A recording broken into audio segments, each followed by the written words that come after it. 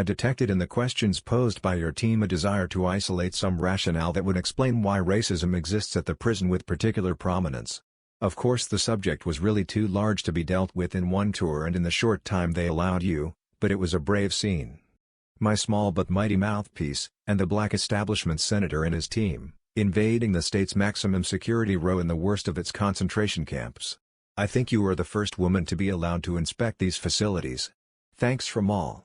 The question was too large, however. It's tied into the question of why all these California prisons vary in character and flavor in general. It's tied into the larger question of why racism exists in this whole society with particular prominence, tied into history. Out of it comes another question. Why do California joints produce more Bunchy Carters and Eldridge Cleavers than those over the rest of the country? I understand your attempt to isolate the set of localized circumstances that give to this particular prison's problems of race is based on a desire to aid us right now, in the present crisis. There are some changes that could be made right now that would alleviate some of the pressures inside this and other prisons.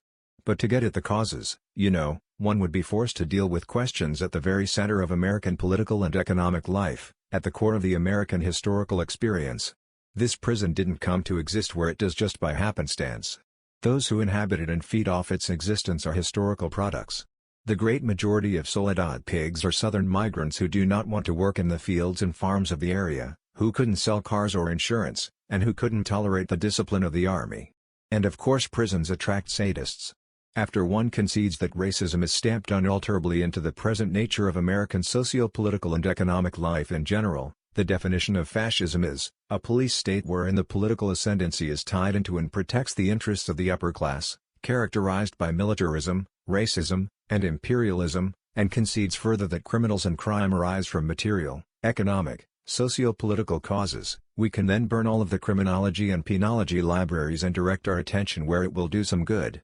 The logical place to begin any investigation into the problems of California prisons is with our pigs are beautiful Governor Reagan, radical reformer turned reactionary. For a real understanding of the failure of prison policies, it is senseless to continue to study the criminal. All of those who can afford to be honest know that the real victim, that poor, uneducated, disorganized man who finds himself a convicted criminal, is simply the end result of a long chain of corruption and mismanagement that starts with people like Reagan and his political appointees in Sacramento. After one investigates Reagan's character, what makes a turncoat, the next logical step in the inquiry would be a look into the biggest political prize of the state, the directorship of the Department of Correction. All other lines of inquiry would be like walking backward. You'll never see where you're going. You must begin with directors, assistant directors, adult authority boards, roving boards, supervisors, wardens, captains, and guards. You have to examine these people from director down to guard before you can logically examine their product. Add to this some concrete and steel, barbed wire, rifles, pistols, clubs, the tear gas that killed Brother Billingsley in San Quentin in February 1970, while he was locked in his cell, and the pick handles of Folsom, San Quentin, and Soledad. To determine how men will behave once they enter the prison, it is of first importance to know that prison men are brutalized by their environment, not the reverse. I gave you a good example of this when I saw you last. Where I am presently being held, they never allow us to leave our cell without first handcuffing us and belting or chaining the cuffs to our waists. This is preceded always by a very thorough skin search. A force of a dozen or more pigs can be expected to invade the row at any time, searching and destroying personal effects. The attitude of the staff toward the convicts is both defensive and hostile. Until the convict gives in completely, it will continue to be so. By giving in, I mean prostrating oneself at their feet. Only then does their attitude alter itself to one of paternalistic condescension. Most convicts don't dig this kind of relationship, though there are some who do love it, with a group of individuals demonstrably inferior to the rest of the society in regard to education, culture, and sensitivity. Our cells are so far from the regular dining area that our food is always cold before we get it. Some days there is only one meal that can be called cooked.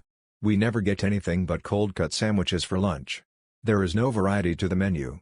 The same things week after week. One is confined to his cell 23.5 hours a day. Overt racism exists unchecked. It is not a case of the pigs trying to stop the many racist attacks, they actively encourage them.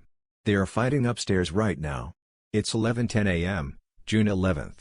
No black is supposed to be on the tier upstairs with anyone but other blacks, but Mistakes take place, and one or two blacks end up on the tier with 9 or 10 white convicts frustrated by the living conditions or openly working with the pigs. The whole ceiling is trembling.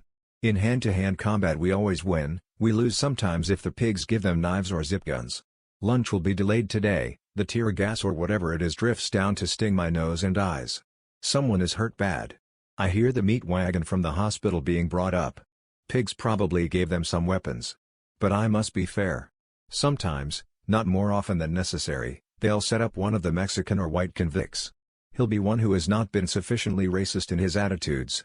After the brothers, enraged by previous attacks, kick on this white convict whom the officials have set up, he'll fall right into line with the rest. I was saying that the great majority of the people who live in this area of the state and seek their employment from this institution have overt racism as a traditional aspect of their characters. The only stops that regulate how far they will carry this thing come from the fear of losing employment here as a result of the outside pressures to control the violence. That is wing, max, maximum security, Soledad, in part anyway. Take an individual who has been in the general prison population for a time.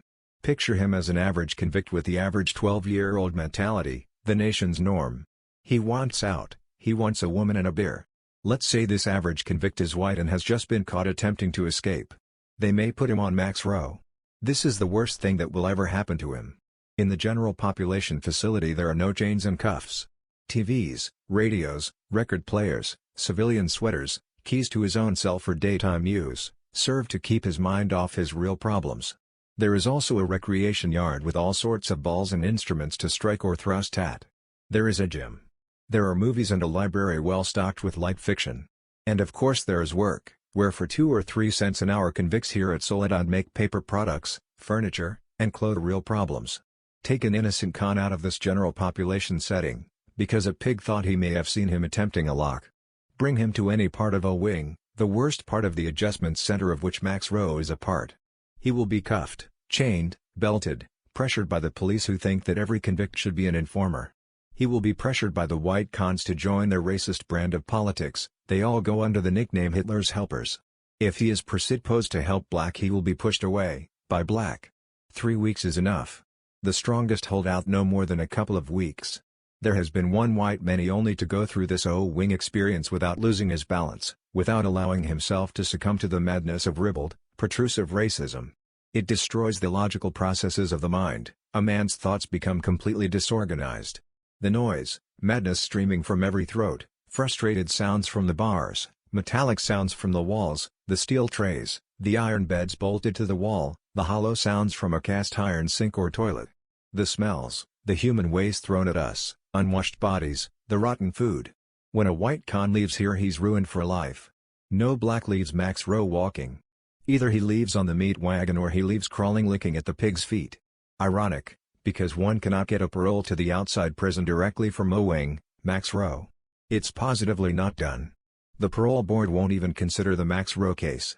So a man licks at the feet of the pig not for a release to the outside world but for the privilege of going upstairs to a wing adjustment center.